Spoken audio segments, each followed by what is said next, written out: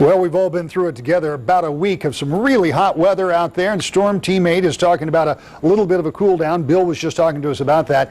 So the heat wave that we had, we'll see a break, but maybe some more hot weather is on the way.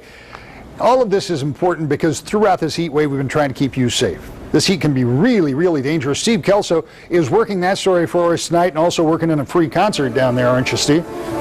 Yeah, it's part of Graham on the Green. I'm taking advantage of the warm weather out here tonight. We got a little Zumba going on, some live music going on, and we're down here on Rosa Parks Circle. And you know, I kind of had a little flashback when I was standing down here. I was remembering how cold it was watching people ice skate and how cold it was on New Year's Eve. And I thought, boy, you know, how soon we forget.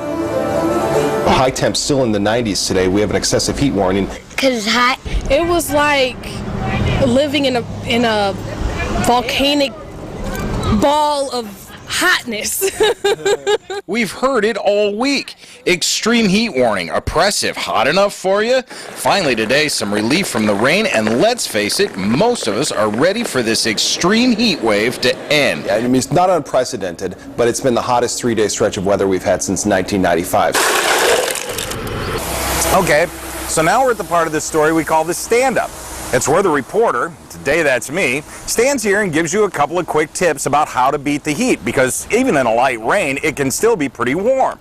You know you want to drink plenty of water. You know you can wear loose, light-fitting clothing. You know you should get out there and check on your elderly neighbors and shut-ins, but that's really not what this stand-up's about.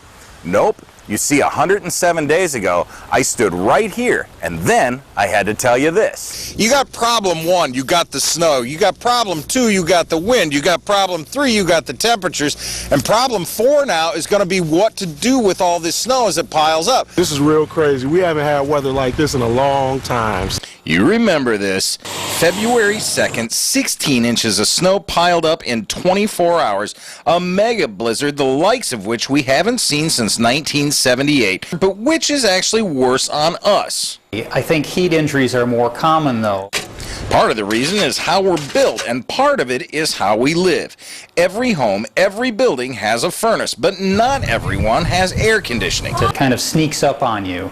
You can just feel hot and sweaty and think you're okay, and slowly you become dehydrated and your muscles start cramping and so forth. And people tend to avoid that. If you're cold to the point where you're developing a cold injury, like frostbite, you're typically going to start feeling it because that frostbite area is going to hurt.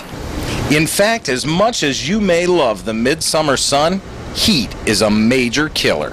If you look at the years from 1979 to 2006, I believe it is, there were over 8,000 people who died from heat injuries. There would be much less people who died from cold injuries. In fact, that's more than died from tornadoes, hurricanes, and earthquakes combined. Now this week, our newsroom has taken calls from police agencies, health officials, power companies, all of them asking us to get important information out there to you about the heat. And that's why we're here now, and why tomorrow or 100-some days from now, we'll be somewhere else, or maybe right back in the same spot. After all, winter's only 153 days from now. Live at Rosa Parks Circle, Steve Kelso, 24-Hour News 8.